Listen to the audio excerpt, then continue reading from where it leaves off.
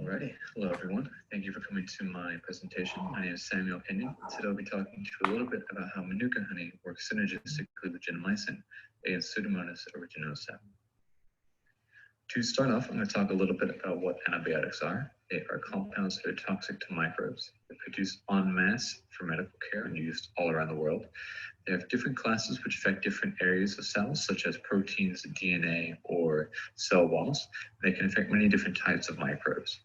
They're developed from natural sources and often come in pill form, as seen in the image in the bottom right-hand corner of the screen here.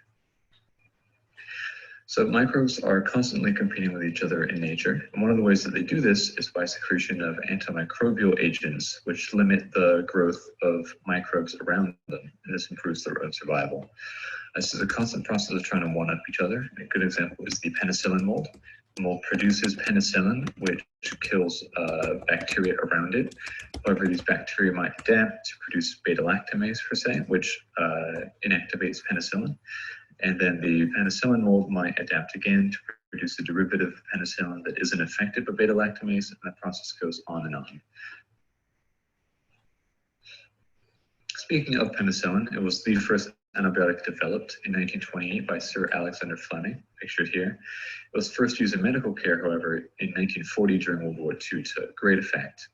It works by binding to transpeptidase, which is an enzyme that's vital for cell wall synthesis. And without it, it causes bacterial cells to fracture and break. However, by 1945, resistant strains were already being isolated, and by 1960, 80% of isolates were resistant to penicillin. So this was the beginning of antimicrobial resistance. So antimicrobial resistance is a mechanism by which a cell can inactivate an antimicrobial, its target, or its path. This resistance can be passed on either through direct descendants or shared by horizontal gene transfer. Horizontal gene transfer is a method by which a cell might take in genetic information, incorporate it, and use it during its own lifetime. An example is conjugation, seen in the bottom left-hand corner of the screen here, where two cells send a sex pili between them, and then they exchange genetic information and incorporate it into their own structure. In the bottom right-hand corner, we see several different ways in which resistance can manifest. Enzymes could inactivate the antimicrobial and break it apart. The target of the antimicrobial, be it DNA or some other particle, could be altered so that the antimicrobial doesn't work on it anymore. An efflux pump could simply shove the antimicrobial out of the cell before it can do any damage, or the cell could simply make it harder for the antimicrobial to make it inside to do any damage. So generally, in a population, most of them will be susceptible to antibiotics, and there might be a few that are resistant. So antibiotics are administered and they kill most of the bacteria. However, there are just a few resistant ones left, and these now begin reproducing. The end result is a population that is now resistant to the antibiotic. This is a problem for us because antibiotics are becoming less and less effective against new superbugs, or strains of bacteria that are resistant to multiple different antibiotics. Death counts from infections by these superbugs are rising. There are 2.8 million antibiotic-resistant infections and 35,000 deaths in 2019. As compared to 2013, where there was only 2 million antibiotic-resistant infections and 23,000 deaths. This picture on the right-hand side of the screen shows a statistic from a study by the British Healthcare Service, where they projected that by 2050, there will be 10 million deaths per year globally from antimicrobial resistant infections, up from 700,000 currently. This toll would outweigh even that of cancer. One of the ways in which we contribute to antimicrobial resistance is by overprescription. Around half of all cases in which antibiotics are prescribed, they weren't even necessary. It's believed that this happens because patients go into a doctor, they're feeling poorly, they pay to see them, and they want something concrete to make them feel better. And so doctors will write them a prescription for antibiotics, even in cases where it might not be necessary, such as a viral infection. Another, just as large problem is the use of antibiotics in food-producing animals. Around 80% of all antibiotics produced in the US are used on food-producing animals. This causes resistance or resistant bacteria in these animals, and then that makes its way back to us either through the meat which we consume or through manure runoff, things like that make its way to the environment and then causes a rise of resistance there, which makes its way back to us as well. Another issue is improper disposal. So there aren't really any proper ways to dispose of antibiotics. Most people, when they finish their course, they either throw them in the trash or flush them down the toilet. These inevitably make their way into the environment, causing an overall rise in resistance, which makes its way back to us. Another issue is that antibiotic research is decreasing and fewer new classes of antibiotics are being researched. As you can see in the bottom left-hand corner, there's a graph that shows the number of new class discoveries per decade. It's definitely on a downward trend there. It's since 1990 there haven't been any new classes developed. In the bottom right-hand corner, we see just the number of general antibiotics, just the number of antibiotics in general developed. And as you can see, there's still a downward trend there. And the reason for this is that it's only economically feasible to develop antibiotics that are broad spectrum. This is because they can be used to treat antibiotics, or they can be used to treat infections of many different types. They can be used for chronic conditions. And so they make a lot of money that way, as opposed to a narrow spectrum antibiotic that might only be used a couple of times a year as the last method of resort for specific sort of infection. So this is a problem because any broad spectrum antibiotics have resistance being acquired to them quickly because they're being used all the time on a bunch of different things. So as for ways to solve or mitigate this AMR crisis, one way is subsidies. So if it's not economically feasible to research new classes of antibiotics or narrow spectrum antibiotics, then subsidies for that sort of research could help lessen the financial blow. A better awareness is also much more important, both of the AMR situation in general and current actions that people can take to help, things like not badgering your doctor for antibiotics anytime you're feeling a bit poorly. Synergistic or combination therapy treatment is also really important, an avenue to research forward. So when two different antibiotics are used to treat an infection, the chance of resistance arising from that treatment is much, much lower than if just the one antibiotic had been used. And so different combinations of drugs that can be used to treat infections are always a good avenue to research towards. And this was the avenue that I wanted to research for. Synergy is a combination of two different compounds. When they work better together than their individual effects added together. So if you have a value of 1 and 1 and you add them together, you get something bigger than 2. So 3, 4, 5, whichever. So the material that I was interested in looking for synergistic abilities is Manuka honey. So honey in general has been used as an antimicrobial in wound care for millennia. However, Manuka honey is several times more potent than regular honey. This is because it's produced from Leptospermum scoparium, or the Manuka bush. Honey is a complex mix of over 200 different compounds, and this mix can vary depending on what the honey is made from. Since the honey is made here from the Manuka bush, it has some special properties, one of which is that it contains methylglyoxal, which is a potent antibacterial agent, which differs from most honeys because most honeys rely on hydrogen peroxide for their antimicrobial activity. One of the bacteria that I was interested in researching was Staphylococcus aureus. It's a gram-positive bacterium, which means that its cell wall is made of mostly peptidoglycan, as opposed to a gram-negative bacterium, which has cell walls with little peptidoglycan, but mostly lipopolysaccharides. Infections by S. aureus cause a bunch of different symptoms, such as lesions, abscesses, sepsis, and necrotizing fasciitis.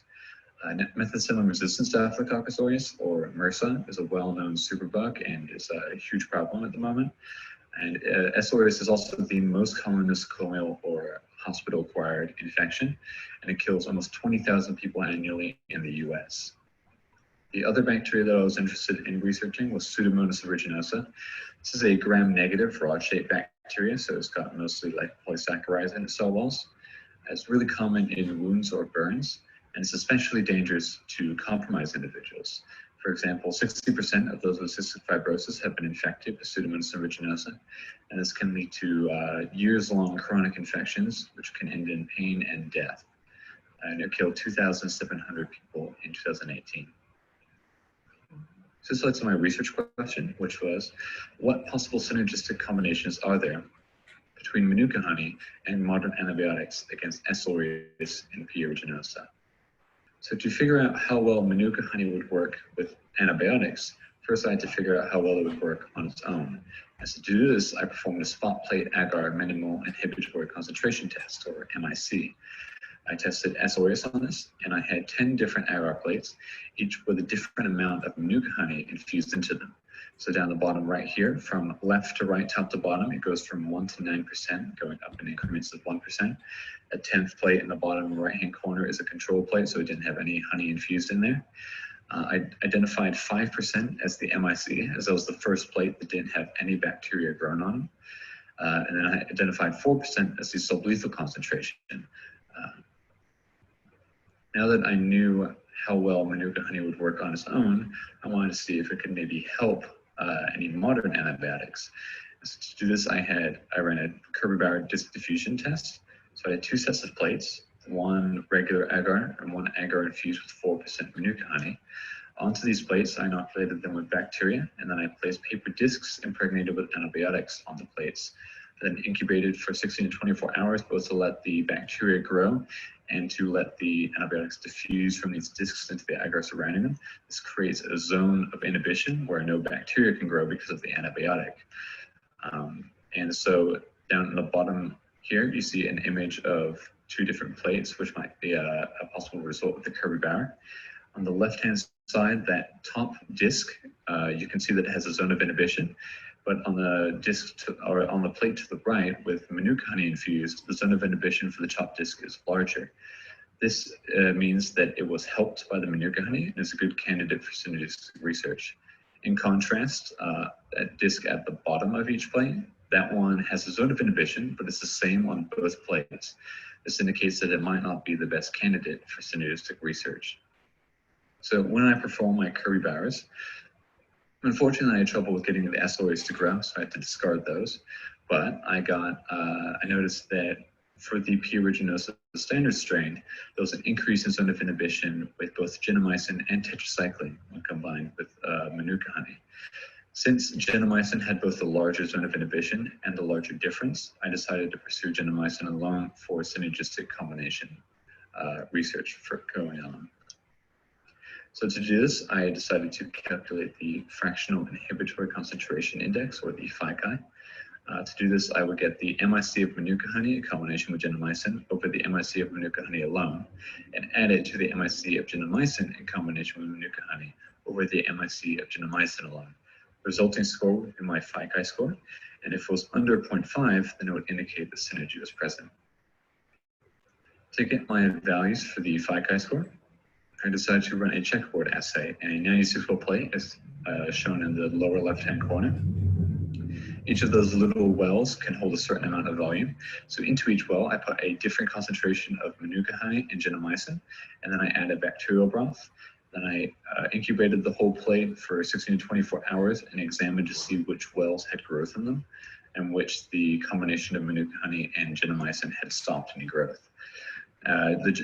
The gentamicin concentration increased as the wells went to the right, and the manuka honey concentration increased as the wells go up. So in the top right-hand corner here, that will have the highest concentration of manuka honey and gentamicin, and the bottom left-hand corner will have the lowest. The green column was the growth control, and the red columns were the sterility control. So I found that the gentamicin MIC was not significantly decreased when combined with manuka honey, although there was a general trend. The t-test p-value was given back as 0.1, so not under the significance threshold of 0.05. However, the manuka honey MIC was significantly lower when combined with gentamicin, with a t-test p-value of 0.04, so it was under the significance threshold of 0.05. However, the really interesting bit was when I calculated the FICI score, I ended up with a score of 0.4. This is under 0.5, and so it suggests that gentamicin is synergistic with manuka honey. So this study suggests that manuka honey can be combined with current antibiotics to combat antimicrobial resistant infections. Future studies should continue to investigate this, both the relationship between manuka honey and gentamicin, and between manuka honey and many other common antibiotics. One of the possible paths forward is the use of bacterial cytological profiling, or BCP, to identify the physical effects of Manuka honey on pathogens. So BCP is a method wherein cells are taken and treated with an antimicrobial agent and then stained and imaged. And depending on how the antimicrobial works, how it affects the cell, whether it be protein, DNA, cell wall, etc., the shape of the cell when it's imaged will be different, as you can see in this image here. And so treating cells with Manuka honey and then imaging them could show further, shed further insight on how exactly Manuka honey works. Thank you all for coming to this presentation. If you have any questions, I'd be happy to take them.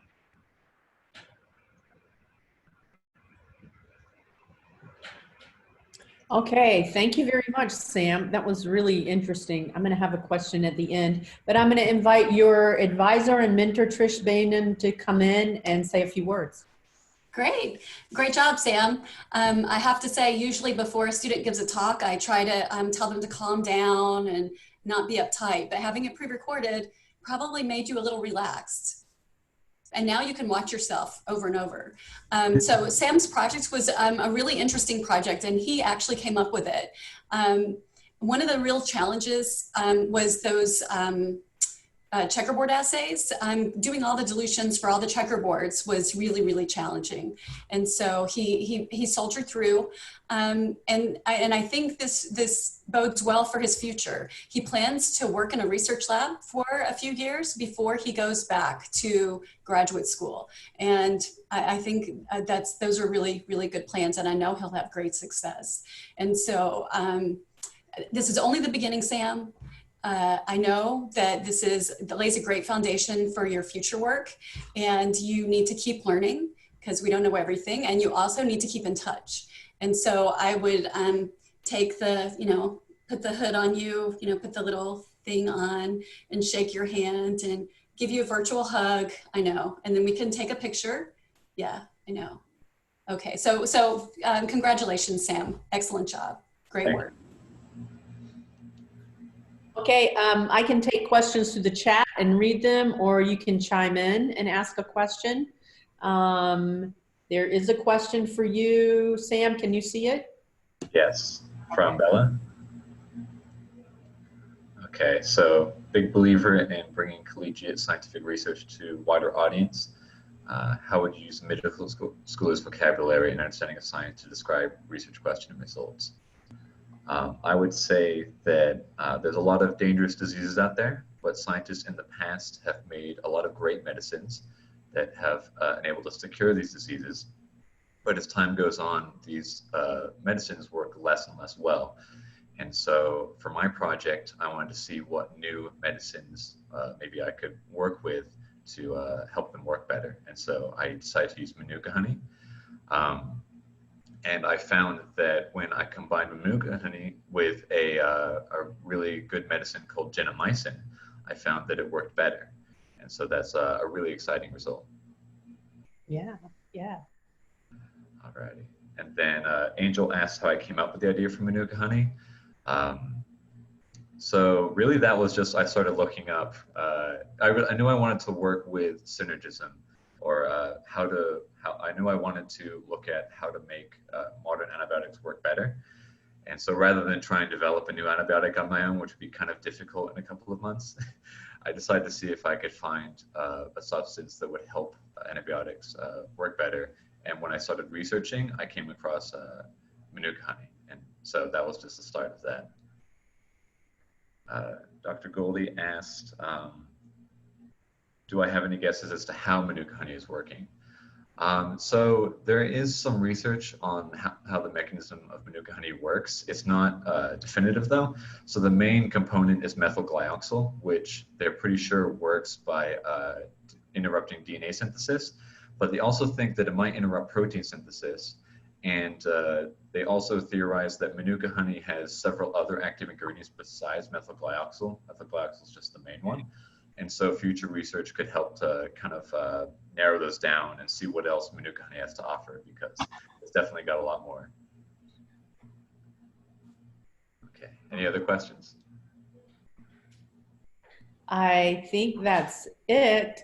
Hey, if everybody wants to put their video on, I can take a quick screenshot and send it to you, cheering Sam on.